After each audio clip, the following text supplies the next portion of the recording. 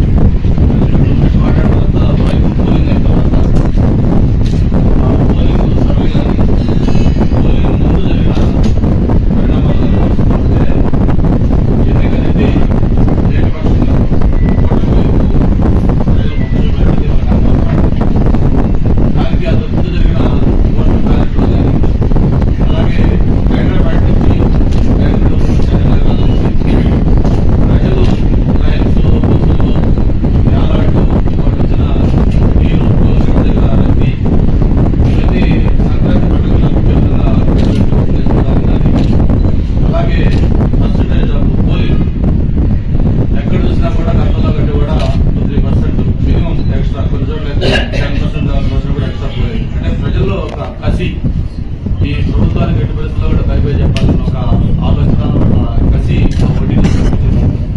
వీటన్నిటితోటి అంతేకాకుండా మనం పోలింగ్ అయిన తర్వాత కూడా 170 కాన్స్టిట్యూన్సీలో మరి చంద్రబాబు నాయుడు గారు, పవన్ కళ్యాణ్ గారు, అలాగే ప్రొఫెసర్ గారి ఆదేశాల మేరకు మొత్తం రివ్యూలు కూడా చేసుకుంటే బూత్ వైజ్ కూడా అనాలిసిస్ ఎక్కడ చూసినా కూడా ఒక పాజిటివ్ వేవ్ కూటమికి కనిపించిన విషయం మనం చూస్తాం.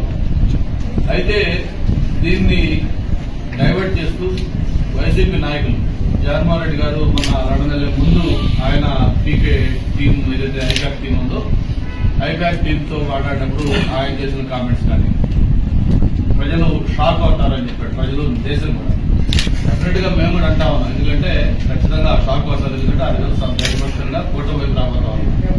ప్రజలు, దేశంతో పాటు జగన్మోహన్ రెడ్డి కూడా డైరెక్ట్ గా షాక్ అవుతారు. ఎందుకంటే ఆయన ఊహించని విధంగా ఫలితాలు రాబోతా ఉన్నాం.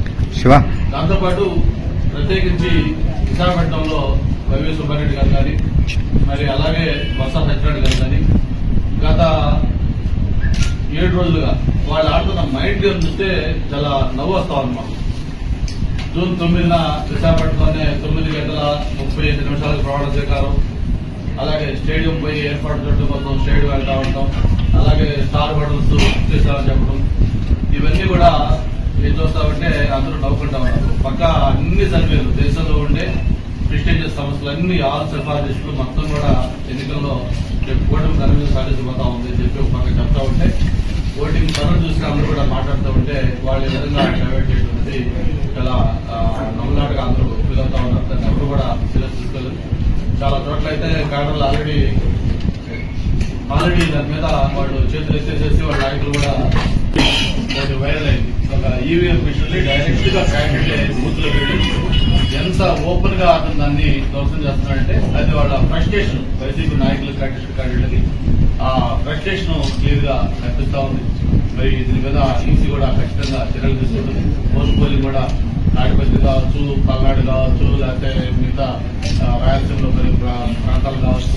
చివరికి ఒక పబ్లిక్ పల్స్ ఏంటంటే, మేము కూడా మన పోలింగ్ రోజు మార్నింగ్ 7 o'clock కొట్టేయడం కోసం మా ఎంఈపీ బూత్లోకి వెళ్ళాం. ఎందుకంటే మిగతా కాన్స్టిట్యూన్స్ లో వెళ్ళాలి కాబట్టి వెళ్తే పబ్లిక్ మమ్మల్ని అప్పటికే 200 మంది క్యూలో ఉన్నారు. వాళ్ళందరూ కూడా సార్ మీరు వెళ్ళి వెళ్ళండి సార్, మీరు వెళ్ళి అక్కడికి మళ్ళీ కాన్స్టిట్యూన్స్ వెళ్ళాలి కదా అని చెప్పని వాళ్ళు దగ్గరుండి వాళ్ళు లోపల తీసుకెళ్లి వాళ్ళు క్యూ కాకుండా మమ్మల్ని లేదు ఉంటారంటే కూడా వద్దని చెప్పి వాళ్ళు మన దగ్గర లోపల తీసుకెళ్లి ఓటేజ్ పంపించారు. సేమ్ ఇన్సిడెంట్ తెనాల్లో ఎమ్మెల్యే నేను రిక్వెస్ట్ చేసి లోపలికి వెళ్తాను కూడా పబ్లిక్ ఒప్పుకోకుండా బలవంతం కలుతుంటే అతని మీద దాడి చేసి ఫిజికల్ అతను కొట్టే పరిస్థితి వచ్చిందంటే పబ్లిక్ మూడేంటో మనం అర్థం చేసుకోవచ్చు. కాబట్టి వాళ్ళు ఎన్ని మాటలు చెప్పినా కేవలం 4వ తారీఖు దాకా వాళ్ళు ఎన్ని ప్రయత్నాలు చేసినా ఇది చేసినా కూడా పబ్లిక్ తీర్పెట్టు ఆల్రెడీ పార్టీలో నిశ్చితమై ఉంది.